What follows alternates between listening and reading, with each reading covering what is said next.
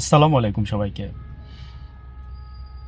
ইউনূস সরকারের অধ্যাদেশ আহ, যেটা আপনার আওয়ামী লীগের নিষিদ্ধের যে কার্যকলাপ নিষিদ্ধের জন্য করে গিয়েছিল, সেটা গতকালকে আপনার টেবিল চাপড়িয়ে মানে যেমন আমি একটু বলি, সেটা হচ্ছে যে আপনার ঠিক সম্ভবত আজানের আগ মুহূর্তে, তো এটা নিয়ে আপনার বিল উত্থাপন করার পরে তখন আপনার এই জাস্ট বক্তৃতা করার পরে স্পিকার বলছে যে এটা এই এই আইনের সপক্ষে কে আছেন, বিপক্ষে কে আছেন। তো আইনের মানে বাতিল করার জন্য মানে যাদেরকে মানে উনি যখন বলছে, তখন মানে সবাই হ্যাঁ হ্যাঁ হ্যাঁ বলে একসাথে চিৎকার করে উঠছে। আর না বলুন না বলুন কেউই মানে টু শব্দটা পর্যন্ত করলো না। তো দেখছেন, as you sow you reap, যেমন কর্ম করবেন তেমনই ফল পাবেন। আমি এটা শুধু আওয়ামী লীগকেই না, আমি সব দলকেই বলতেছি, বা কিংবা সব দলের ব্যক্তিদেরকেই বলতেছি, যেমন কর্ম করবেন তেমনই ফল পাবেন। আমরা ছোটবেলায় বইয়ে পড়ছিলাম, আসলে কি আমরা আমাদেরকে ছোটবেলায় মনে হয় কি যে নৈতিক শিক্ষাগুলো বেশি দেওয়া হয়েছে।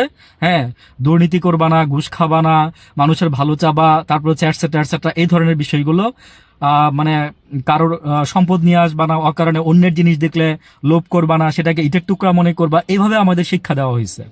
আর এখনকার দিনের জেনারেশনের আমার মনে হয় কি যে শিক্ষাটা একটু ব্যতিক্রম।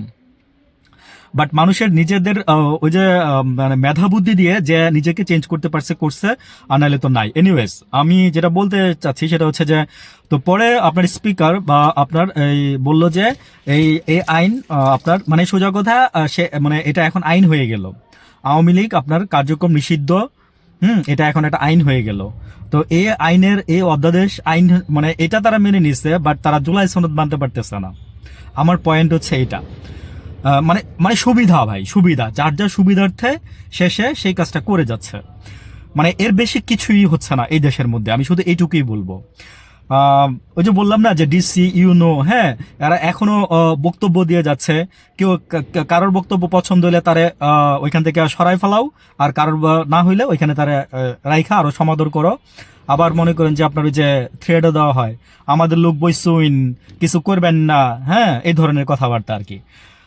তো পরে আমার কাছে সবচেয়ে যেটা মজা লাগছে সেটা হচ্ছে যে আপনার এই আইনটা স্পিকার তো বললো আর কি যে এই আইন পাস, এই আইন পাস বলেই বললো কি, উনি জাস্ট হেডফোনটা নামাই দিয়ে বললো যে আজান দিছে তো না, নামাজ পড়তে যাব। মানে আমার কাছে খুব মজাই লাগছে বিষয়টা, বুঝছেন? তো উনি বলছে আজান দিচ্ছে তো না, নামাজ পড়তে যাব।